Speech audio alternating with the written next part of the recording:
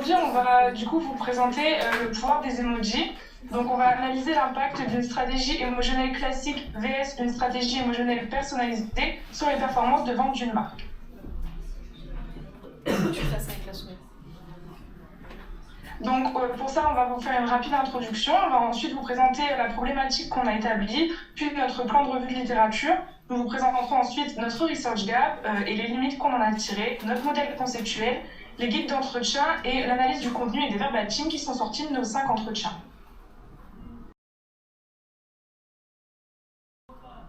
Donc tout d'abord, je vais commencer par vous définir rapidement donc, le sujet avec les deux termes principaux.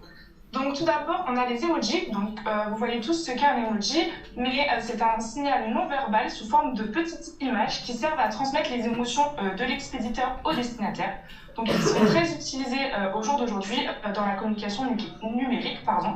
Et ensuite, il y a la stratégie émotionnelle dont je vous ai parlé tout à l'heure, donc qui est la technique utilisée par les professionnels du marketing afin de toucher la sensibilité des consommateurs. Donc l'utilisation des emojis en marketing permet d'accentuer les sentiments que l'émetteur souhaite transmettre au destinataire, dans le but notamment d'apaiser les conflits, d'augmenter les performances de vente et de créer une relation de confiance. Donc maintenant, je vais vous présenter du coup l'intérêt pour les professionnels de ce sujet. Donc tout d'abord, ça peut permettre d'adapter le message de la marque en fonction des sentiments qu'elle souhaite transmettre à sa cible. Ça peut également permettre de rendre une publicité plus attractive puisque comme on le sait, une image, un visuel attire beaucoup plus l'œil que du texte.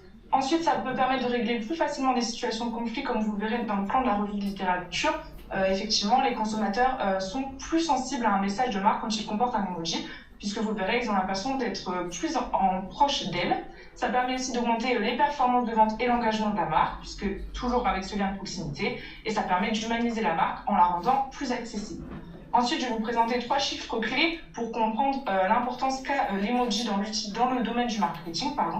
Donc, il faut savoir que 88% des utilisateurs d'emoji sont plus susceptibles d'éprouver de l'empathie pour une marque grâce aux emojis. Un Français sur 2 se dit également plus susceptible d'ouvrir ou de regarder un message s'il contient un emoji.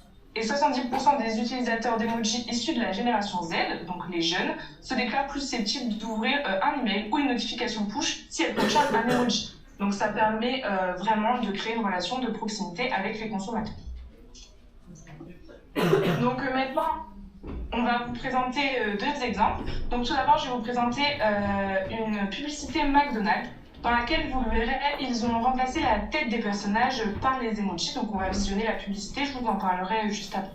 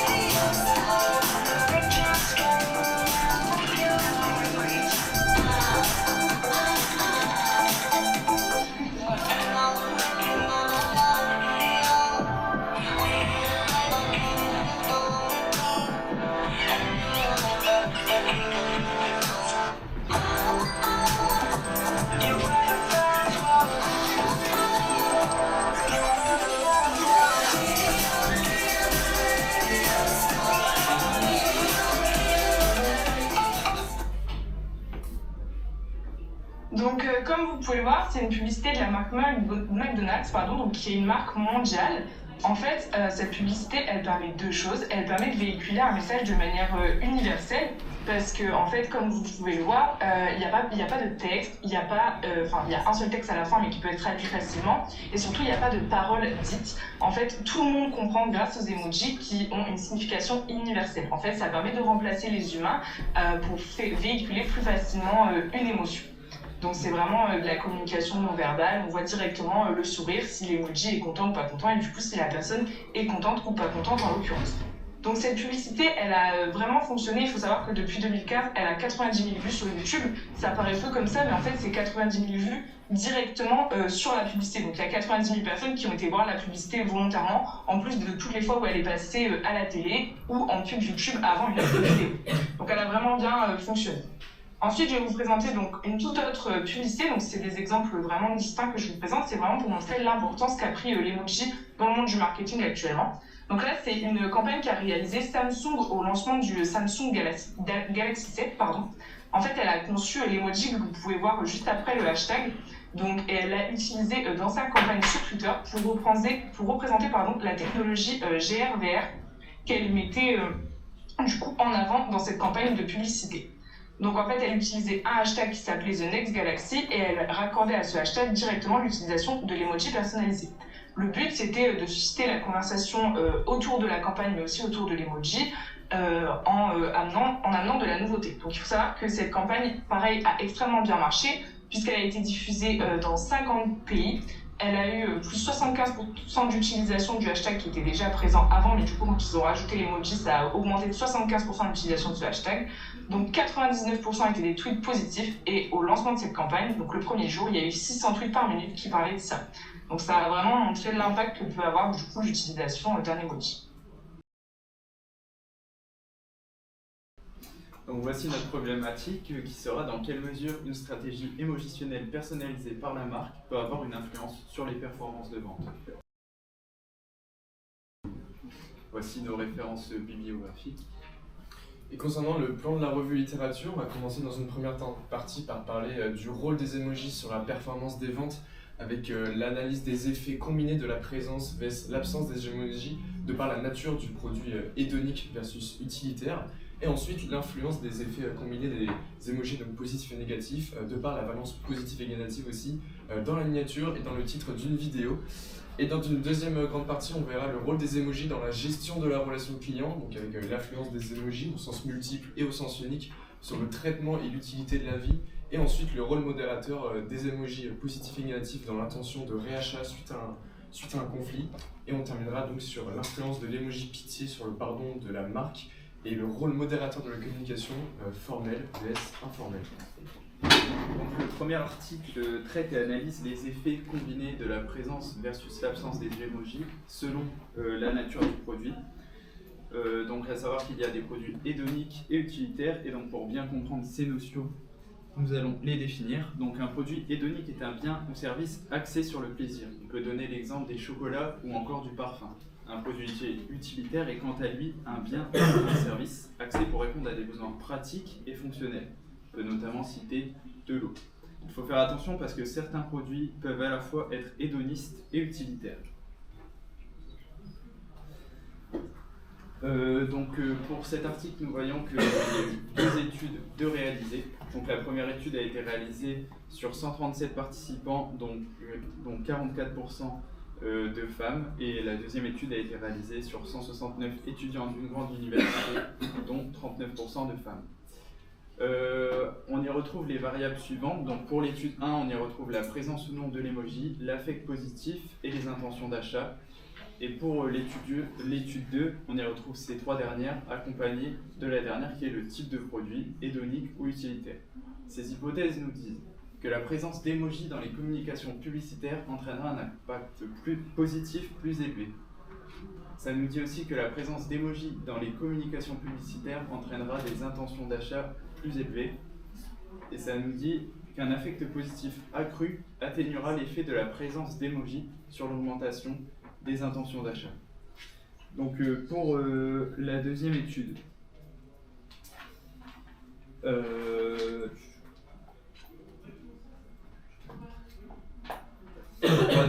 les scientifiques ont proposé 4 publicités différentes pour un même produit qui est en l'occurrence un appareil photo. Nous pouvions retrouver une publicité hédonique avec et sans emoji et une publicité utilitaire avec ou sans emoji. Dans l'article, seules les publicités avec emoji ont été communiquées, comme vous pouvez le voir. Donc là, avec la publicité utilitaire, donc on y retrouve notamment des caractéristiques spécifiques en rapport avec la performance, et là, donc du coup plus axé sur le plaisir avec des mots comme fun to use, feel good, etc. La deuxième étude nous montre que pour les produits hédoniques, la présence d'emoji dans les communications publicitaires entraînera une augmentation de l'affect positif et une augmentation des intentions d'achat. Il faut faire attention parce que ces effets seront toutefois atténués pour les produits utilitaires. H5 nous montre que pour les produits hédoniques, une nouvelle fois, un affect positif accru médiera l'effet de la présence d'émojis sur les intentions d'achat, et ces effets seront toutefois atténués pour les produits utilitaires. Au niveau des implications managériales, donc pour les produits hédoniques, l'utilisation des émojis dans les publicités est recommandée pour augmenter l'affect positif et les intentions d'achat. Pour les produits utilitaires, l'utilisation des émojis dans les publicités n'a pas d'impact sur l'affect positif et les intentions d'achat. Il faut faire attention car 2 études ont révélé que l'utilisation des émojis pouvait avoir des effets négatifs, notamment dans les publicités pour des produits utilitaires. Donc, pour la deuxième sous-partie, on va parler de l'influence des effets combinés des émojis positifs et négatifs de par la valence positive et négative dans la miniature et le titre d'une vidéo. Donc, pour définir les termes, il faut savoir que la valence, ça va être l'émotion perçue par une personne, donc l'émotion négative ou positive perçue par une personne, donc ici le consommateur, et donc dans la miniature ou le titre d'une vidéo. Je vous ai mis des exemples tirés de la chaîne YouTube de GMK avec, comme vous pouvez voir, des miniatures, donc ça va être l'image de couverture de la vidéo, et donc après on voit le titre de la vidéo juste en dessous. Donc en fait l'article va nous parler que les emojis présents dans une miniature et dans le titre d'une vidéo, comme on peut voir ici, va avoir un certain impact sur la publicité pré-roll. La publicité pré-roll, il faut savoir que c'est la publicité qui intervient juste avant la vidéo. Et donc en fonction de la valence de l'impact négatif ou positif de la vidéo, et ça va avoir un impact sur l'efficacité de la publicité en elle-même. Donc on peut mettre en exergue le modèle conceptuel de l'article avec la miniature qui va avoir juste elle-même un impact sur la publicité pré-roll, et le titre, c'est ce que les hypothèses nous montrent. Les images miniatures vont avoir un impact positif si la valence est positive, et à l'inverse par contre si la valence est négative, les images de la miniature vont être négativement liées à l'efficacité de la publicité pré-roll. Cependant, il faut savoir que dans le titre de la vidéo, cela va être inversé, parce qu'en fait, si la valence est positive dans un titre de vidéo, ça va être négativement lié, et à l'inverse, si la valence est négative, ça va être positivement lié. Et là où intervient l'emoji dans tout cela, donc ça va être sur les autres hypothèses, comme on peut le voir sur le modèle conceptuel, en fait, l'intégration d'un emoji va avoir un effet renforcé sur l'efficacité de la publicité. Donc, c'est-à-dire que si l'effet positif de la vidéo intègre un emoji, ça va être encore plus renforcé. Cependant, si c'est négatif, ça va pas être encore plus négatif, ça va juste atténuer l'efficacité de la publicité. Donc cela, c'est pour les miniatures. Et pour les titres de vidéo, on a fait un schéma un peu plus explicatif qui regroupe les 2 dernières hypothèses. Donc il faut savoir que si l'emoji est positif, en fait, si la balance est elle-même positive, ça va avoir une efficacité réduite parce que ça ne va rien apporter de plus à la vidéo. Et pareil, si la balance est négative, ça n'aura pas d'effet. Cependant, là où c'est intéressant, c'est qu'il faut savoir que si l'emoji est négatif et que la balance est positive du titre, ça va avoir une certaine curiosité, comme on peut le voir avec les exemples que j'ai mis, surtout pour l'efficacité renforcée. Si l'emoji négatif, comme on peut le voir avec les emojis choqués, ça va être négatif, et comme on peut voir, le trajet tourne mal, c'est une tendance négative. Ça va donc renforcer, parce que c'est parmi les vidéos les plus vues de la chaîne YouTube du youtubeur. Et donc l'article nous présente des implications managériales avec un degré élevé de valence d'émojis négatifs dans les images miniatures peut être préjudiciable, car il véhicule des émotions négatives. Donc ça, c'est seulement pour les miniatures. Ensuite, la prise en compte de manière globale de l'élément émotionnel des emojis dans la miniature et dans les titres de vidéo permet à la publicité d'être encore plus efficace. C'est un peu la conclusion de tout ce que je viens de dire. Et ensuite, voilà, les créateurs de contenu doivent utiliser dans leur titre de vidéo des emojis négatifs qui seront plus efficaces pour l'efficacité de la publicité. Donc ça va concerner les deux carrés du bas, comme on peut voir, ce sont ceux qui sont le plus efficaces pour la publicité. Et donc, pour poursuivre sur le rôle des emojis dans la gestion de la relation client, cette fois-ci, on va commencer par justement l'influence des emojis avec ceux qui sont à sens multiple ou à sens unique sur le traitement et l'utilité de la vie. L'article s'établit en 2 parties avec 2 entretiens plutôt, dont un sur 306 participants, dont 152 femmes, et un autre sur 114 participants, dont 51 femmes, tous en Chine. Et il aborde les variables suivantes, à savoir le sens multiple des émojis, mais également la valeur perçue des émojis, ainsi que la compréhension du message et l'expertise des utilisateurs. Le modèle conceptuel il permet donc d'aborder avant tout l'ajout des emojis qui permet d'accroître l'utilité perçue des commentaires, mais qui permet aussi, comme on peut le voir via l'hypothèse 2, qui peut impacter s'il y a un caractère à sens multiple pour l'emoji qui peut diminuer cette utilité. De plus, la vitesse de compréhension elle permet du message pour la vie, permet d'impacter justement cette compréhension si la présence de l'emoji a plusieurs sens ou pas, donc s'il y a un caractère plutôt multiple, et aussi également par rapport au expert de l'utilisateur, qui peut annuler par contre en effet, comme on peut le voir dans l'hypothèse suivante, qui peut atténuer donc cet effet négatif lié à la multiplicité de l'emoji. Et donc enfin, cela via la dernière hypothèse, on peut voir que l'importance de la vitesse de compréhension de l'avis sur l'utilité perçue des avis par le sens multiple et le caractère expert des utilisateurs impacte justement cette compréhension du message par l'utilisateur. Et toutes les hypothèses ont donc été validées. Pour mieux comprendre la multiplicité, on a donc ce mapping dans l'article qui permet de comprendre selon si l'emoji a un sens multiple ou pas, et selon si sa valence est perçue comme plutôt positive et négative. Donc par exemple en positif, mais avec un sens plutôt multiple mais encore assez léger, on a l'emoji qui rigole, mais on a à l'inverse un emoji avec un sens plutôt singulier, unique, mais avec une valence négative, l'emoji qui n'est pas content. Et donc dans ce cadre-là, les implications managériales qui ont été données pour la gestion de ces activités des avis en ligne, c'est vraiment de motiver les évaluateurs à utiliser des emojis pour justement permettre de dynamiser l'expérience des clients et d'apporter une certaine pertinence aux avis des utilisateurs. Et il faut de ce fait donc, aussi contribuer à pour améliorer la compréhension du message, d'utiliser des emojis qui sont adaptés par les évaluateurs et proposés par la marque. Alors moi je vais vous parler du rôle modérateur des emojis positifs ou négatifs dans l'intention de réachat suite à un conflit. Donc c'est d'après un article qui s'appelle Smile on PT, Examine the Impact of Emoticon Balance on Customer Satisfaction and Purchase Intention de Ma et Wang. Donc on a dans le modèle conceptuel plusieurs variables. Donc la présence d'emojis positifs, négatifs ou neutres pour s'excuser. Donc on a ici un exemple d'emoji positif et d'un emoji négatif. Et quand on dit emoji neutre, en fait c'était l'absence surtout d'emoji. Donc on va parler de la relation entretenue avec la marque.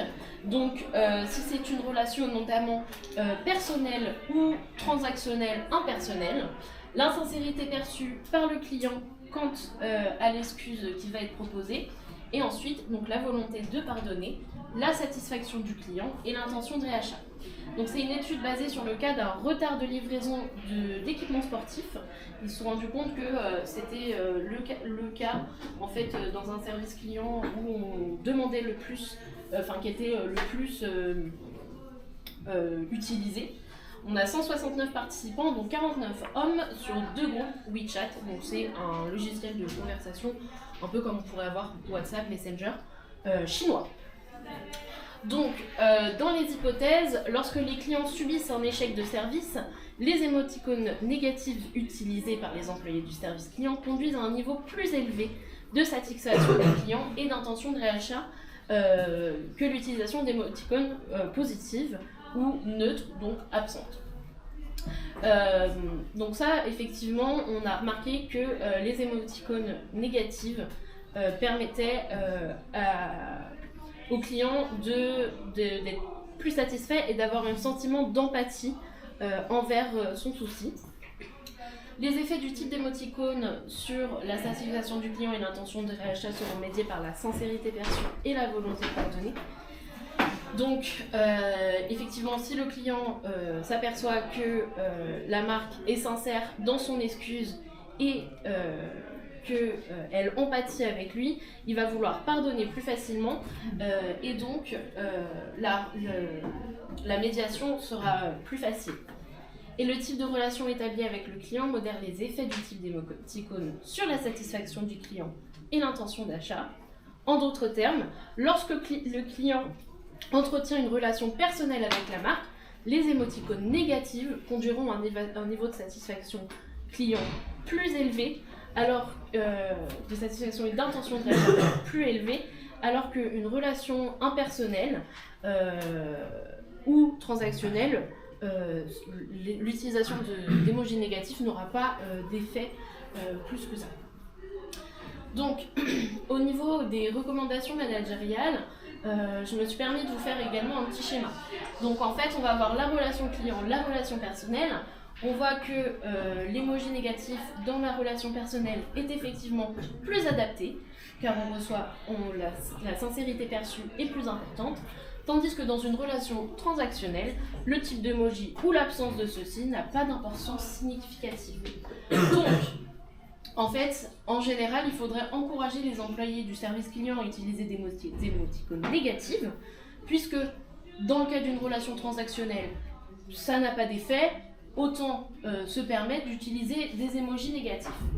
On peut mettre également en place un plan stratégique pour aider les employés à interagir avec les clients, dans le but de consolider une approche cohérente et consistante à appliquer des émotions appropriées pour soutenir la récupération. Donc, on peut adapter le type d'émoticône utilisé en fonction de la relation que le client a avec l'entreprise. Les émoticônes négatifs sont plus adaptés pour les relations, pour les clients avec une relation personnelle avec l'entreprise, et l'utilisation d'émoticônes négatifs positifs ou neutres n'a pas d'importance pour les clients ayant une relation impersonnelle ou purement transactionnelle avec la marque. Donc maintenant, on va compléter ce que vous a dit Jazz, donc par rapport au fait que les emojis peuvent impacter positivement la perception de la gestion des problèmes par les consommateurs. Donc là, on va voir l'influence de l'emoji pitché sur le pardon de la marque et le rôle modérateur de la communication formelle vs informelle. Donc vous allez voir que c'est un modèle conceptuel qui se base sur 5 variables qui sont les suivantes. Donc la présence ou non d'emoji pour s'excuser. Il faut savoir que l'étude a utilisé uniquement un emoji que vous pouvez voir en haut à droite, qui est l'emoji pitché. Donc elle a étudié du coup la perception des consommateurs par rapport à la présence ou non de cet emoji dans un message d'excuse d'un service client. Ensuite, on a la sincérité perçue de l'entreprise, l'empathie perçue de l'entreprise, l'indulgence du client et le style de communication informel vs formel. Donc un style de communication informel, c'est quand une marque essaye d'être proche de ses consommateurs, salut, bonjour, je vais checker ça, je vais jeter un œil. C'est vraiment un style de communication un peu plus jeune et un peu plus percutant. Et un style formel, c'est cher monsieur, madame, bien cordialement, veuillez agréer, etc. Donc l'étude, il y a eu 2 études qui ont été faites sur la même plateforme, donc qui est Amazon MTurk, qui est en fait une plateforme où on peut recruter des personnes et des consultants. Donc en fait ça a été fait sur le SAV de cette plateforme. Donc comme on peut le voir dans le modèle conceptuel, on va voir qu'en fait l'utilisation d'emoji pitché ou non a un impact sur la sincérité perçue et directement sur l'indulgence du client, mais que cet impact est modéré par le style de communication utilisé, formel ou informel. Donc l'utilisation d'un emoji au visage suppliant dans les messages d'excuse affecte positivement le pardon du client. C'est-à-dire que quand la marque utilise ce type d'emoji, le client est plus enclin à pardonner plus facilement la marque. Une fois que ça s'est fait, donc une fois qu'il est plus enclin à pardonner plus facilement la marque, ça va aussi impacter la sincérité perçue de l'entreprise. C'est-à-dire que quand l'entreprise va utiliser cet emoji, quand la personne qui est derrière le SAV va envoyer un message avec cet emoji, ça va impacter positivement la perception de la sincérité perçue de l'entreprise. Cette sincérité perçue va augmenter l'empathie perçue de la marque, qui va également augmenter le pardon des clients. Donc l'emoji a directement un rôle sur le pardon des clients, mais il impacte également la sincérité perçue, qui impacte l'empathie, qui impacte le pardon des clients. Maintenant, le style de communication. Donc en fait, on a remarqué que quand la marque combinait l'emoji à un style de communication formel, donc comme je vous l'ai dit, veuillez agréer, cher monsieur, madame, etc., ça affaiblit l'effet positif que l'utilisation d'emoji a sur le pardon des clients et sur la sincérité perçue de l'entreprise.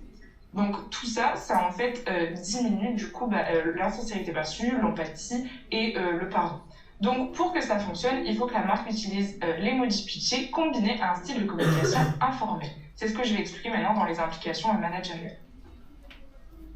Donc, comme vous pouvez voir du coup dans les implications managériales, il faut utiliser des indices de communication non verbaux appropriés, comme l'emoji et l'emoji pitché dans une réponse de service client, puisqu'on est dans une gestion de problème, on veut faire comprendre à l'utilisateur qu'on a de l'empathie pour lui et qu'on prend en compte son problème, afin de générer des émotions proches de la pitché pour augmenter la sincérité perçue de l'entreprise et donc augmenter le pardon des consommateurs. Pour que cela fonctionne, il faut adopter un style de communication informel combiné à l'utilisation d'emojis, comme je vous l'ai dit, pour augmenter la sincérité perçue. Et enfin, en fait, une des limites de l'étude qui a été abordée, c'est qu'ils n'ont étudié que la sincérité perçue avec l'emoji suppliant. Ils auraient pu utiliser une autre gamme d'emojis qui aurait pu susciter d'autres sentiments chez le consommateur, et ils auraient également pu étudier une réponse SAV avec des emojis créés de manière personnalisée pour voir si ça touchait ou non la sensibilité du client. Donc c'est ce qui recommande de peut-être essayer de créer son propre ensemble d'emojis pour toucher la sensibilité du client. Donc voici notre research gap. Et donc les limites justement de la revue de littérature, c'est que les études actuelles n'ont pas utilisé les emojis, d'autres emojis que ceux classiques, à savoir l'emoji qui sourit ou l'emoji qui rigole. Et donc les variables les plus souvent revenues, c'est tout ce qui va être l'impact positif, le traitement cognitif, l'effet persuasif, la sincérité et le pardon. Et donc les études, elles n'ont pas encore étudié à notre connaissance l'influence des emojis qui sont personnalisés par la marque, en considérant donc des variables telles que le sentiment d'être unique ou encore le sentiment d'exclusivité. Donc avant de découvrir notre modèle conceptuel, il est important de rappeler la problématique. Donc, dans quelle mesure une stratégie émojitionnelle personnalisée par la marque peut avoir une influence sur les performances de vente? Donc notre manuel conceptuel va intégrer les emojis non personnalisés et aussi les emojis personnalisés comme l'a dit Robin dans la problématique. Ils peuvent avoir donc un affect positif sur le consommateur ou plutôt un sentiment d'être unique ou un sentiment d'exclusivité. Tout cela va avoir une forme de sincérité perçue de l'entreprise et ce qui va conduire donc à une intention d'achat de par le consommateur. Au niveau de notre guide d'entretien, donc, on a commencé tout simplement par poser des questions générales sur l'utilisation des emojis. On a ensuite abordé en premier thème les émotions ressenties lors de l'utilisation d'emojis par les marques. Thème de sentiment d'exclusivité, d'être unique et sincérité perçue par la marque. Et intention d'achat en thème 3. Plus questions signalétiques. Donc, notre méthodologie a été simple. On a effectué 5 entretiens qui ont été des entretiens semi-directifs et donc ce qui nous a mené à une étude qualitative puisque, comme vous le verrez, on va étudier des verbatims. Donc, ça a été sur 5 personnes. Vous pouvez voir, il y a eu 4 femmes et un homme, mais on a un panel d'âge et un panel de lieux d'habitation assez variés qui va nous permettre d'avoir des réponses de tout horizon. Donc, pour commencer sur l'analyse du contenu des verbatims, il faut savoir qu'on a relevé 10 verbatims importantes dans les réponses qui sont ressorties de nos entretiens. Donc, je vais tout d'abord vous présenter les deux premières, donc les émotions ressenties vis-à-vis de l'utilisation d'emojis personnalisés, soit neutres, soit négatives. Donc, comme vous avez pu le voir du coup dans notre présentation de guide d'entretien, on a utilisé des emojis personnalisés créés par une marque de fast-food qui s'appelle McDonald's.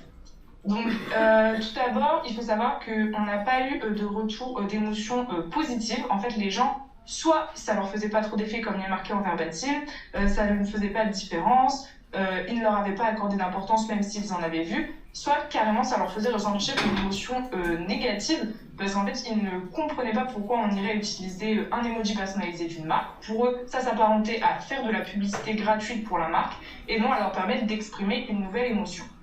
Donc, au niveau des concepts théoriques, les émotions ressenties neutres n'ont pas encore été étudiées. Par contre, les émotions ressenties négatives vis-à-vis de l'utilisation d'emojis personnalisés, on les a étudiées dans la littérature.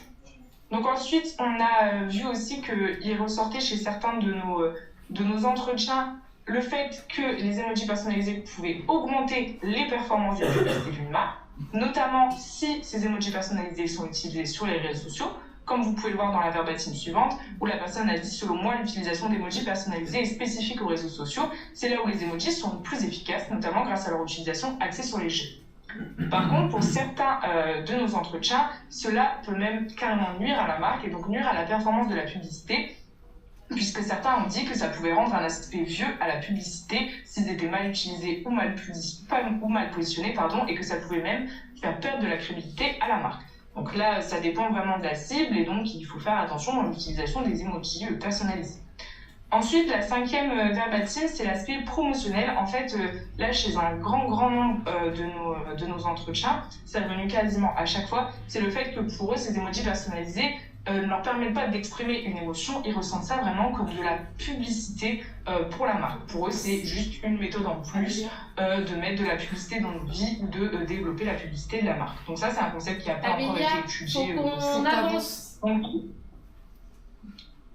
c'est bon ? Faut avancer.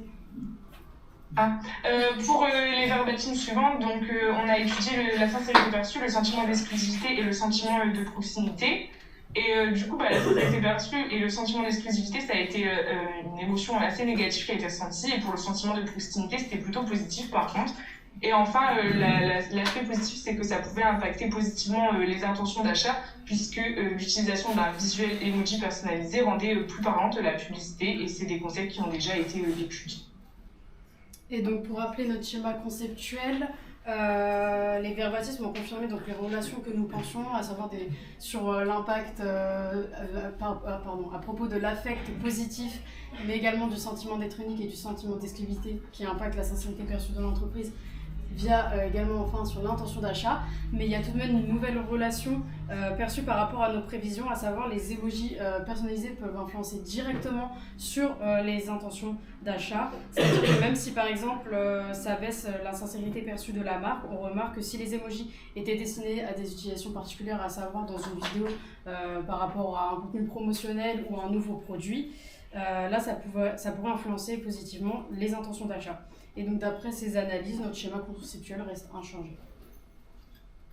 Merci pour votre écoute.